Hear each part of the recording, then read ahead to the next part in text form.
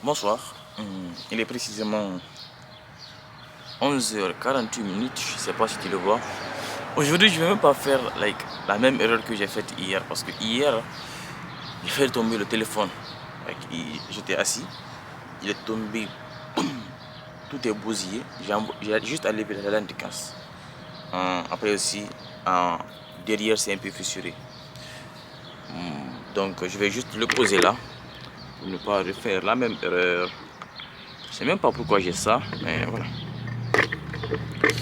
Aujourd'hui, je veux parler de quelque chose d'assez important que les gens sous-estiment, mais que si tu comprends, ça peut te rendre la vie vraiment facile. Oh, tu peux te dire qui a besoin de cela? Ou est-ce que toi-même tu as besoin de cela? Tu as besoin de cela si tu es humain.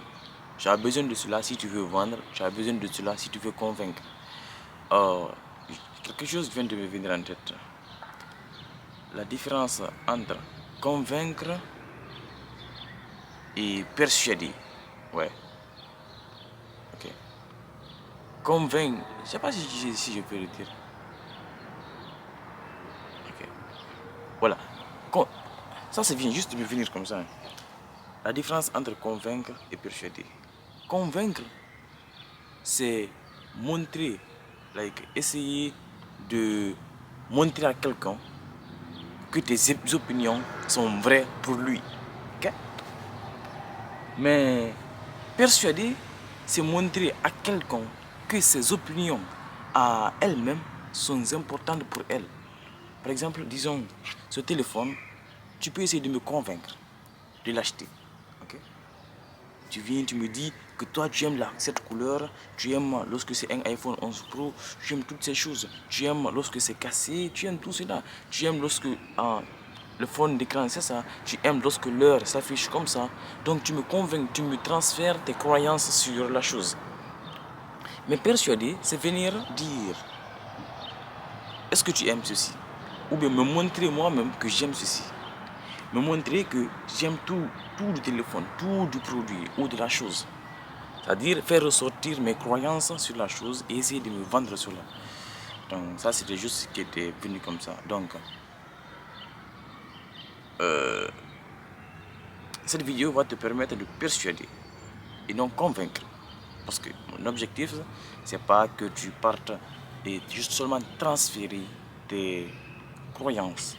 Mais pour dire, pour amener quelqu'un à dire oui, tu dois le pousser à lui-même reconnaître ses propres croyances sur la chose. Ça peut être une décision, ça peut être n'importe quoi. Ça peut être lorsque tu dis à ton petit ami ou à ton boss de faire quelque chose pour toi, au lieu de le convaincre, c'est-à-dire lui transmettre tes croyances sur pourquoi il devait faire ce que tu l'amènes à faire, il faut lui montrer pourquoi lui, il doit le faire. C'est-à-dire faire ressortir ce qu'il va gagner dans le truc. Et ça se recolle à autre chose, c'est très simple. Je vais t'expliquer tout cela. Avant cette vidéo, tu seras un expert. Et je te rappelle que cette discussion, c'est juste moi et toi. Regarde, actuellement, il y a un avion qui passe de haut. Donc, parfois, il y aura du bruit qui viendra. Je suis juste à l'extérieur. Il fait très beau. Parfois, je te montre la route. Il y aura des voitures qui vont passer ici. Par exemple, je pense qu'elle a tourné. Donc, parfois, il y a des voitures qui vont passer de ce côté. Et il y a les policiers qui peuvent passer. Il y a les plombiers qui peuvent passer. Donc, si ça arrive, n'aie pas peur. Si tu entends les policiers, n'aie pas peur du tout. Ça vient de la route là. Donc, c'est ça. Donc, je me rappelle lorsque j'étais à l'école primaire, il y avait ces personnes qui venaient à l'école pour nous vacciner. Les personnes vêtues de tenues blanches comme les infirmiers. Ils venaient masqués comme si on était des pestes, quelque chose de ce genre. Et ils disaient qu'ils voulaient me vacciner. Ils venaient, ils essayaient de sensibiliser, dire que la tuberculose n'était pas bon, le tétanos, toutes ces maladies. Et après, ils nous disaient qu'on doit se vacciner. Moi, me vacciner. C'est pas parce que j'aimais pas, c'est pas parce que Je sais pas les piqûres. Je vais pas dire que j'ai jamais pleuré pour une piqûre, mais like, les piqûres quand même. Je peux. Est-ce que est-ce que toi tu as peur des piqûres? Parce que moi, euh, je me rappelle, like, la dernière fois que je suis tombé malade, on m'a dit que je devais prendre des piqûres chaque jour. Mais avant que la piqûre rentre, j'ai peur. Hein. Quand même, il perce. Like, il te perce, ça fait mal. Mais la piqûre rentre doucement. Donc j'ai pas peur des piqûres, je suis grand. Mais je sais pas pour toi, si toi tu as peur des piqûres. Si toi tu as peur des piqûres. Donc il y avait ce gars qui venait et te disait qu'il devait le vacciner. Donc pour se vacciner, il prenait like, une salle là, en bas. L'école c'est comme un étage. Okay? C'est comme ça. Okay? Le mur est comme ça. Je sais pas si tu vois. Le mur est comme ça. Okay? En bas il y a des salles. D'accord? Ici c'est ma salle. Où, like, tout ça c'est ma. Like, disons que je suis dans l'une de ces salles. Pour se vacciner, pour d'abord convaincre les gens, pour sensibiliser, ils passent dans toutes ces salles. Okay? Maintenant, pour vacciner, tous ceux qui sont intéressés par se vacciner, parce que ce n'est pas obligatoire, tu ne peux pas forcer l'enfant de quelqu'un à se vacciner, ils descendaient, disons, dans ce bureau pour venir se vacciner. Donc, c'est comme ça. Mais, moi, je ne descendais pas. C'est pas parce que j'aimais pas ces personnes, mais c'est parce que mes parents ils m'avaient dit de ne pas me vacciner. Pas du tout. Ils m'avaient dit de ne pas me vacciner. Parce qu'on pensait qu'ils nous transféraient des maladies. Tu vois, il y a un avion qui passe encore. Je ne sais pas si je peux le montrer. Je ne sais pas si tu l'as vu. Lorsqu'on était enfant, dès que l'avion venait, on disait ça, on chantait et on venait, on essayait de suivre l'avion, like, essayer de dire oui, l'avion est venu, l'avion est passé, l'avion est passé. Okay. Les gens descendaient, mais moi je ne descendais pas parce que je pensais qu'ils mettaient des maladies en nous. Et j'essaie aussi de convaincre mes amis de ne pas du tout aller pour la même raison, pour ne pas qu'ils mettent des maladies en nous. Like, moi je suis en bonne santé, right? Je suis venu à l'école, tu m'as trouvé à l'école. Si j'étais malade, tu n'allais même pas me trouver à l'école. Tu es venu me trouver en bonne santé. Toi, tu as des masques, moi, j'ai pas des masques. Après, tu essaies de me convaincre de me vacciner. Qu'est-ce qui te fait dire que j'allais me vacciner? Moi, mes parents m'ont dit de ne pas me vacciner. Donc, je ne me vaccinais pas. Jamais je me suis vacciné. Je ne me suis vacciné à l'école. Maintenant, un autre cas scénario ou un autre scénario cas. Covid est venu, Covid-19. Maintenant, tellement que le temps passe rapidement, j'ai même oublié quelle année c'était. Mais il y avait le couvre-feu. On a tous vu les dégâts. Ok? Il y a une voiture qui vient de passer. On a vu les dégâts, on a vu les morts, on a vu les confinements, on a vu qu'à l'aéroport tu ne pouvais pas aller, tu as besoin de vaccins.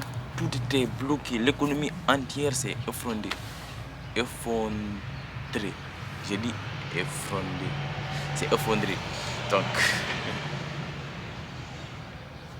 lorsqu'ils ont annoncé, ils ont dit qu'ils travaillaient sur les vaccins.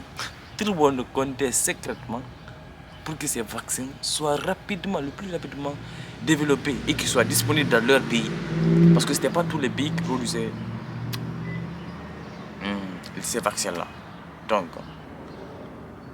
ils ont travaillé. On a mis les bavettes, on a acheté les seaux pour se laver les mains. C'était chaud, hein? C'était chaud, on a coupé même l'école. Lorsque ces vaccins sont venus, même mes parents qui m'avaient dit de ne pas aller me vacciner, parce qu'ils mettaient des maladies à nous, ils se sont dit, ils sont même pas dit. Ils ont cherché le centre pour aller se vacciner. Qu'est-ce qui a changé? Tu peux te demander. Le premier cas où les infirmiers avec les tenues blanches venaient à l'école, ou les vaccinateurs, je ne sais pas comment ils les appellent, ils essayaient de me convaincre sur quelque chose que je n'ai pas. Je ne croyais pas en cela. Donc, tu peux le dire, peu importe, mais je n'allais pas te croire. Rien n'allait changer. Mais Covid n'a même pas... Pour me vacciner avec Covid, personne n'a eu besoin de dire aucun mot. Parce que j'ai vu les dégâts. J'ai vu que si cette maladie m'attrape, je suis foutu. Donc il fallait se prémunir. Même si ils allaient mettre des maladies à moi, je m'en foutais. Tout le monde le faisait. Je le voyais que tout le monde le faisait. Donc je le fais. Mes parents aussi, ils ont vu de la même manière. Lorsque j'étais encore plus jeune que ça, ça doit être longtemps. Hein. Parfois, il y a les yeux qui me font mal. Oh. Donc, dès que les yeux me font mal, je ne sais pas si les nerfs à l'intérieur sont liés, mais ma tête aussi me fait mal de la même manière. Donc, j'aime pas du tout prendre les médicaments. Je ne sais pas si c'est conseillé ou pas conseillé, mais moi, j'aime pas les médicaments parce que je me dis que ça va se soigner naturellement. Mais lorsque ça arrive à un certain degré, il faut prendre des médicaments. Mais il est où le problème avec les médicaments? Tu peux prendre un médicament, mais ça va prendre du temps. Pour que ça parte dans... Je ne suis pas un expert en biologie, mais je parle d'une expérience personnelle. Lorsque tu avales cela, ça va venir. Il faut des heures pour que cela soit directement pilé. C'est pas pilé, mais soit comment dire, soit éparpillé dans ton corps et jusqu'à ce que ça entre dans ton sang. Ça fait du temps. Donc, toi-même, ta tête va finir par juste se calmer, mais c'est pas le médicament qui a fait ça. C'est juste parce que je t'ai dit, j'ai pris un médicament, donc ça va aller. Donc, je pouvais prendre des paracétamol, je pouvais prendre des Tylenol, mais j'ai pas fait ça. Je me suis dit que non. Je vivais avec ma grand-mère. Elle a dit, elle m'a même pas demandé, elle a fait une bouillie salée pour moi. Rien d'ajouté. Il n'y a pas de lait, absolument rien. J'ai bu ça et je t'assure que mes maux de tête se sont directement estompés. Moi, naturellement, j'aime la bouillie salée. Il y a des gens qui passent là et parfois ça m'énerve vraiment lorsqu'ils essaient de regarder ici et ils n'ont pas regardé. J'aime la bouillie qui est sucrée. Parce que c'est sucré, j'aime cela. Okay? Avant, je ne me posais pas toutes ces questions sur le sucre. Même si aujourd'hui, je fais plus attention à ça. Mais elle m'a donné, j'ai même pas demandé à savoir si c'était sucré ou salé. J'ai mangé et c'était comme de la magie. Lorsque les substances de cette bouillie salée s'intégraient dans mon corps, mes maux de tête descendaient aussi de la même manière. Depuis ce jour, quand j'ai des maux de tête, je pense directement à cette bouillie. Même si je ne prends plus de la bouillie, j'essaie d'insister que ça va se calmer tout seul. Parce que j'ai une tante, elle m'a dit que chaque médicament, elle a des effets négatifs. Donc peu importe le médicament que tu prends, ça a des effets négatifs sur toi. Donc ça aussi c'est quelque chose à savoir. Mais je ne suis pas un expert en biologie, moi je ne fais que partager. De ce cas aussi, pourquoi est-ce que j'ai pas refusé la bouillie salée? Pourquoi j'ai même pas eu à demander si c'était salé ou sucré, ou si c'était chaud ou pas? C'est parce que je souffrais. Ma tête me faisait mal. Donc une solution m'a été présentée, soit disant que ça allait m'aider. J'ai pas cherché à savoir si c'est vrai ou faux. J'ai juste pris parce que j'avais mal. Ça montre que tu ne peux pas juste venir vers quelqu'un et essayer de le convaincre. Ça ne marche pas. Si ma grand-mère avait juste essayé de me faire manger de la bouillie sans des maux de tête, disant que ça allait guérir mes maux de tête que je ne ressens pas, je n'allais pas prendre cette bouillie. N'est-ce pas? Les électriciens, je pense maintenant j'ai eu la solution pour utiliser ça. Les électriciens sont... Je dirais que c'est l'un des métiers les plus cool au monde. Okay? Pourquoi? Les médecins et les électriciens, ils sont les métiers les plus cool. Parce que ces gars, ils n'ont pas besoin de convaincre quelqu'un. Il y a un oiseau qui passe là. 2, 3.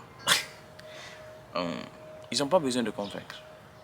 Te rappelles-tu de la dernière fois où un électricien t'a appelé pour te demander si les fils sont gâtés chez toi. Par exemple, il y a des fils là. Est-ce que tu te rappelles où ils t'ont appelé pour te demander s'il y a des fils gâtés chez toi? Ou te rappelles-tu d'un jour où tu es allé à l'hôpital parce que tu te sentais bien? Pas du tout. Ça marche pas comme ça. Ce sont des lieux où tu t'orientes seulement si tu as mal, si, euh, si tu as déjà un problème et tu es à la recherche d'une solution. Et lorsque tu pars rechercher, lorsque tu pars et tu trouves celui qui peut te donner la solution, tu ne poses pas trop de questions. Lorsque tu pars à l'hôpital, tu ne poses pas trop de questions. C'est lui qui te pose des questions.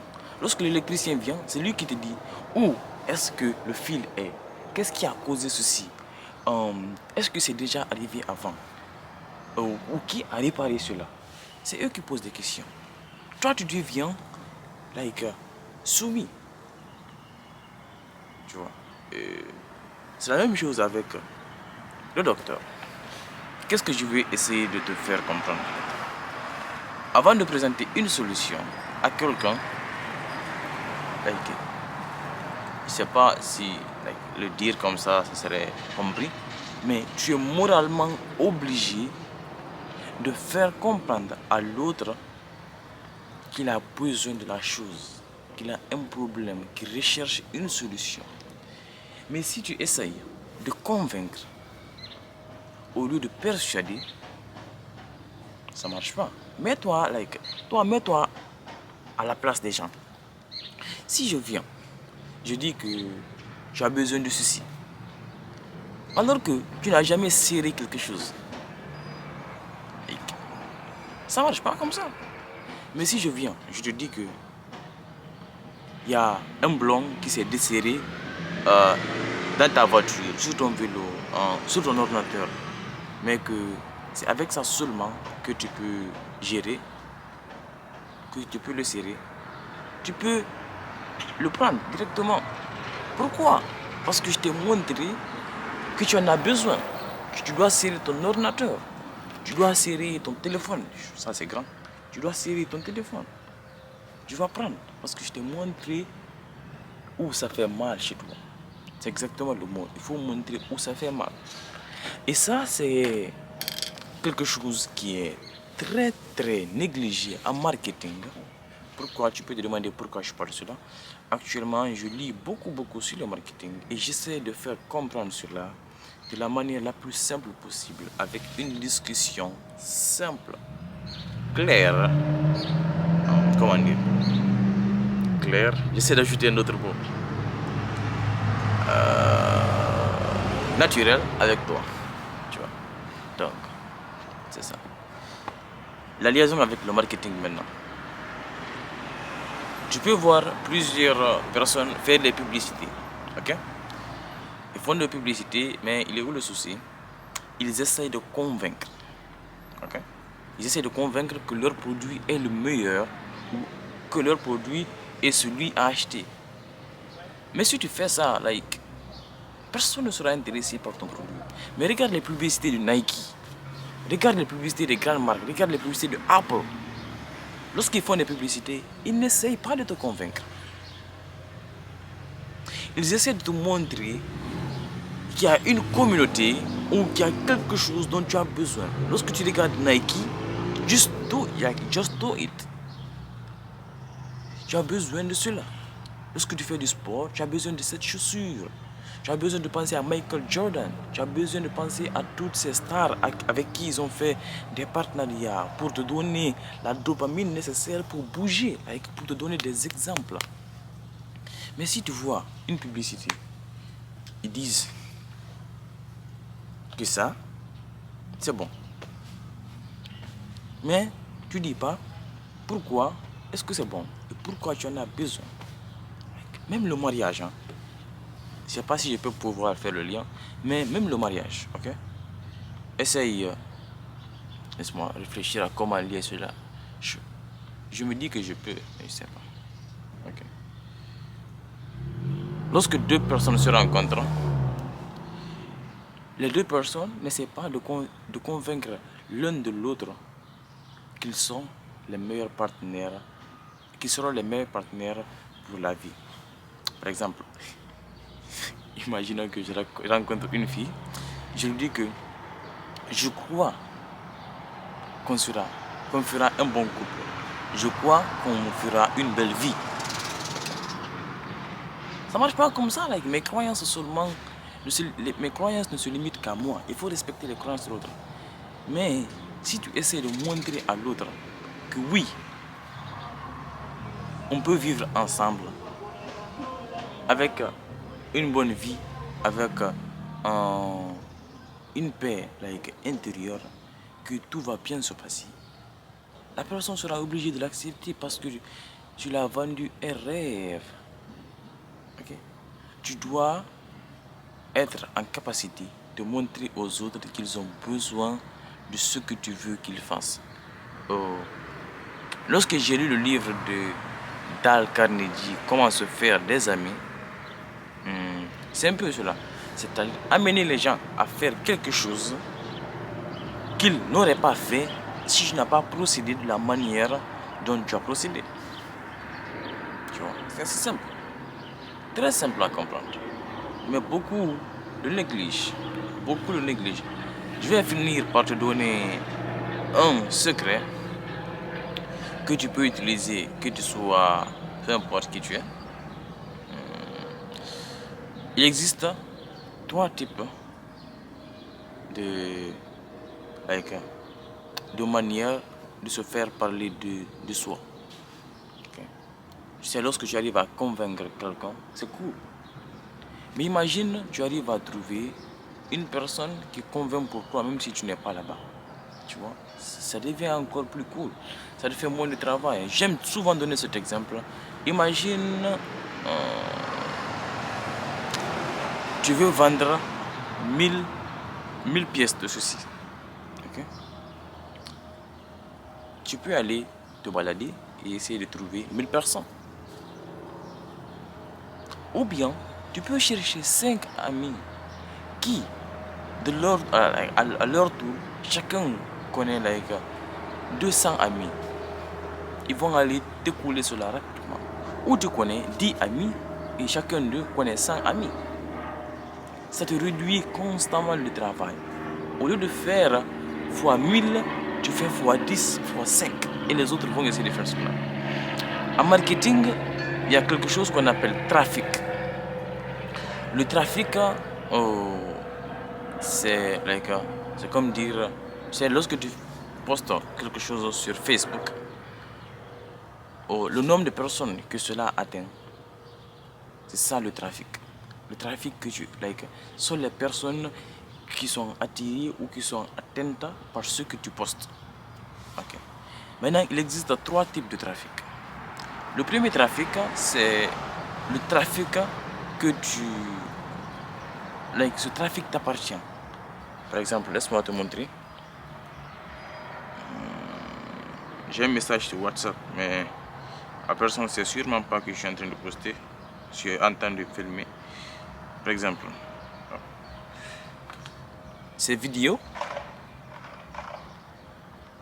les vidéos sur ma chaîne YouTube, c'est un trafic qui m'appartient. C'est moi qui le crée. Si j'ai une email list, disons que j'envoie des emails chaque semaine ou chaque mois, ce trafic il m'appartient.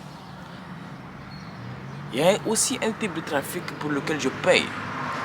Sur mes vidéos YouTube, je peux les booster. Sur mes posts Facebook, je peux les booster pour que ça atteigne, disons, 100 000 personnes peuvent dire que je dois payer $100, $200. Ça veut dire que cela, j'ai payé pour cela. Et après, il y a un 3e type de trafic qui est encore plus important. Laisse-moi déposer ça parce que je ne vais pas me blesser avec ça. Est-ce que tu peux deviner qu'est-ce que c'est? Non? Il s'agit d'un trafic que tu mérites. Disons que, par exemple, toi, je te fais cette vidéo, la vidéo te plaît, la conversation t'a plu et tu as un ami qui peut être intéressé par ce type de contenu.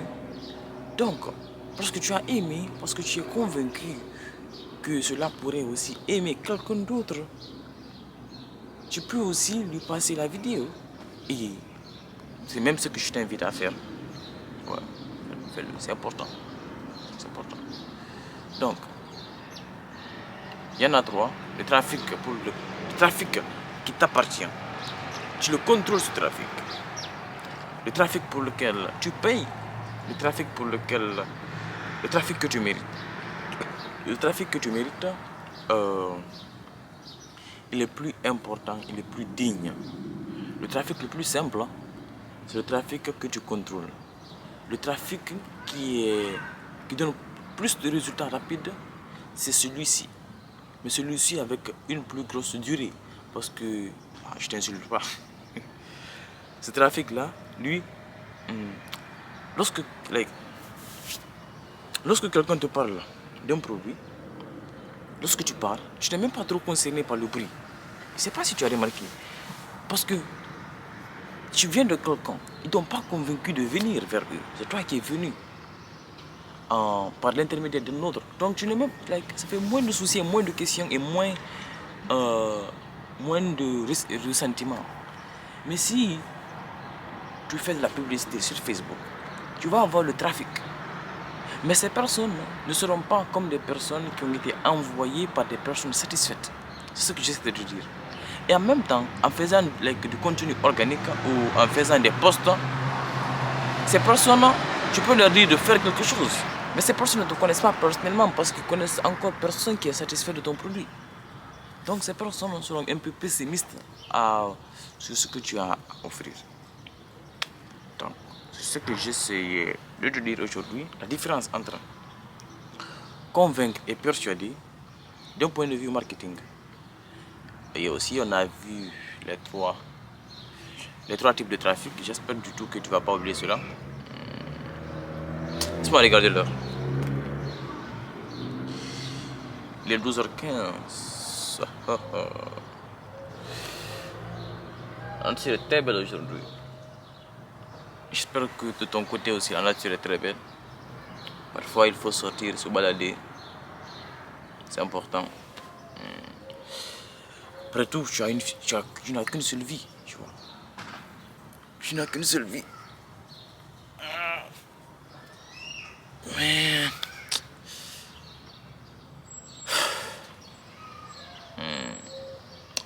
je te dis à plus.